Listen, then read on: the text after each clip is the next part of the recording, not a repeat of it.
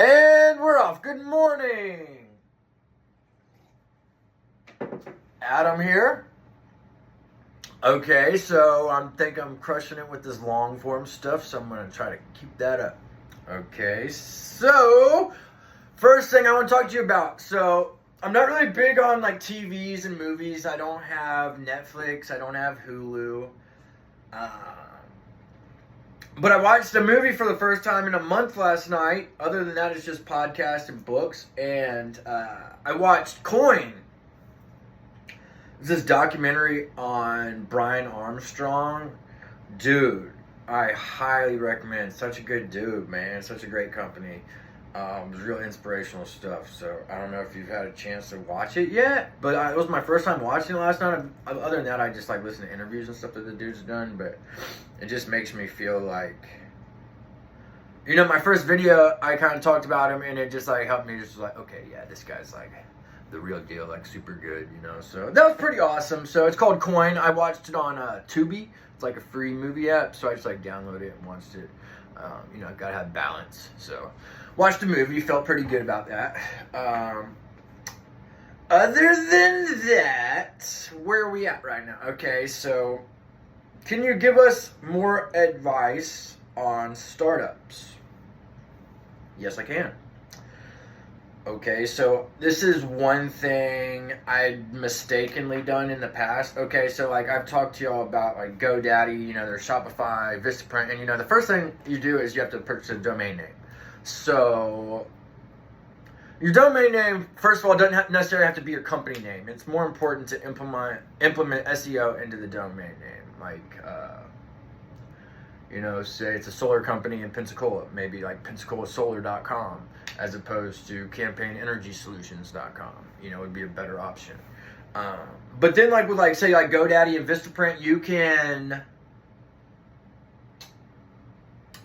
purchase company email addresses as part of the plan, like to go with your website, because obviously it's not free, it costs money.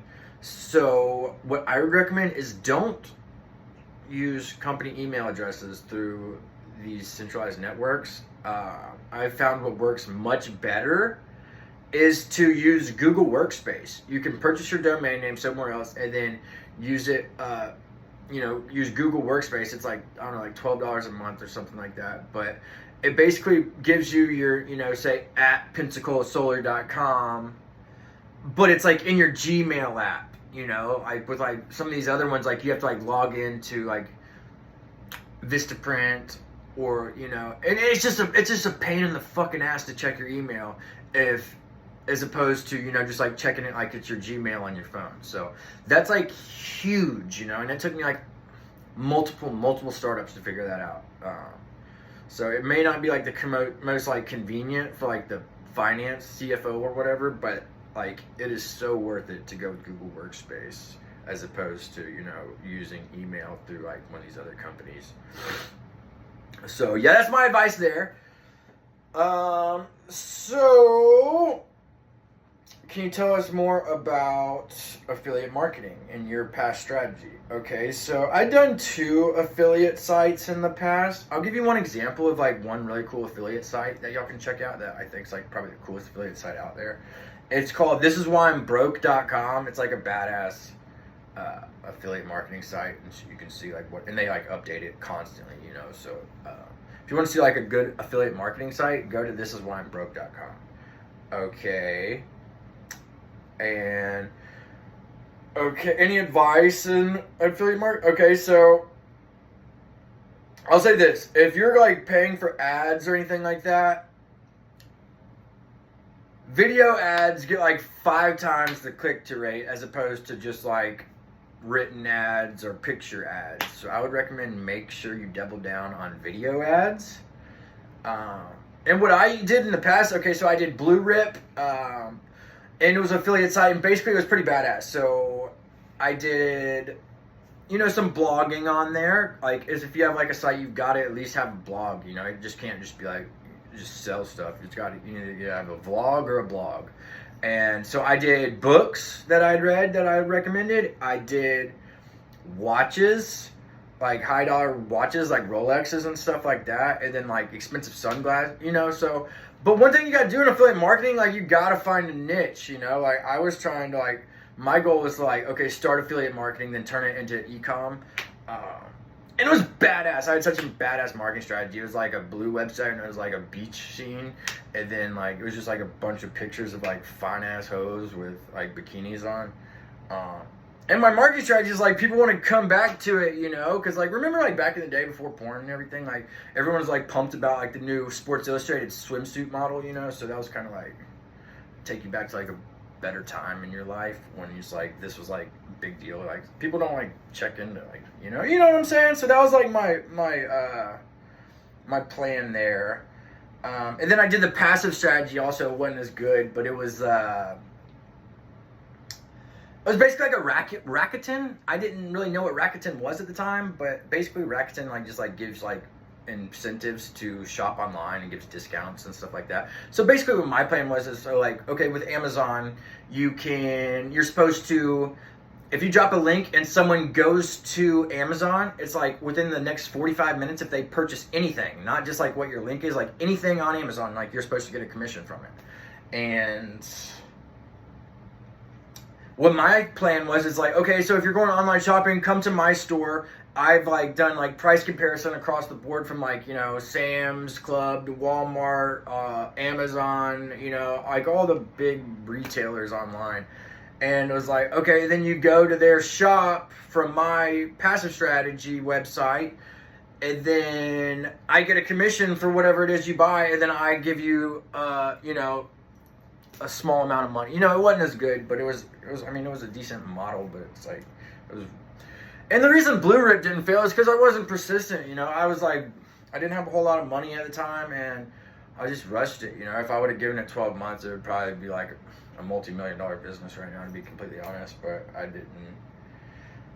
I was strapped for funds, man. You know, it's hard when you do like bootstraps, you know. It's not easy. Any other questions? Or okay.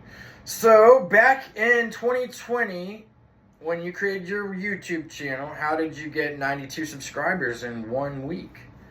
Back in the day, I used to spend a lot of time on LinkedIn. I used to have like 15,000 like connections on LinkedIn, so it was like really convenient because like if I needed business, like something done, I could just like make a post and there's somebody in some industry that I could reach out to. I got kicked off. I don't know. When I moved back here from Panama City, I like tried to get onto my LinkedIn, and it was like you've been kicked off LinkedIn. So what I did is I made a post in my new YouTube channel. I was like, yo, I got a new YouTube channel, make money online, and these like I don't know. I think her name was like Fatima or something. Well, basically like I just like PayPal'd her $10. And she like grinded it out and got me 100 subscribers, you know. So that was like her business model. And I would just pay like $10, and she would give me like 100 subscribers for $10, you know. So I think she was in like Israel or something. Those were like the best coders are like in Israel. Like those dudes are like beast on like computer like engineers, like software engineers. So, well, yeah, you know, today's Sunday. We're coming up on 9 minutes. I feel pretty good on this one. I don't know what you guys have planned today. I've been listening to the Richard Koch, Tim Ferriss interview. Awesome. I'm like such a big fan of that dude. He's got a great voice. So, I don't know. I need to come up with some more good questions. I think I'm going to have to start going into like my past a little bit more. With like articles and stuff I wrote and enemies I made that I'm going to have to probably read and stuff, which kind of sucks because I don't really like going backwards. I like to keep it moving. Oh yeah, one other question that I had, it was how's it coming finding 1,000 true fans? It is not coming along very good. I haven't even got one fan yet, so it's like inflection points, you know. But you know, if I stay persistent and keep working hard, I think I will, you know, 0 to 1. After I get one fan, then it's like, all right, then I can get 1,000. So, but for now, I think I might be like in YouTube jail. I don't know if y'all have ever heard about that, but I think that's where I might be right now, being punished for not keeping posting. But anyways, I'm posting now and I'm being persistent with it. And I appreciate you guys for coming and checking out my show today. I'm trying to think of a name for this show, probably like the badass show or the badass business show or I don't know. All right. Well, remember, you're beautiful and I love you for watching me, and you can be what you will to be.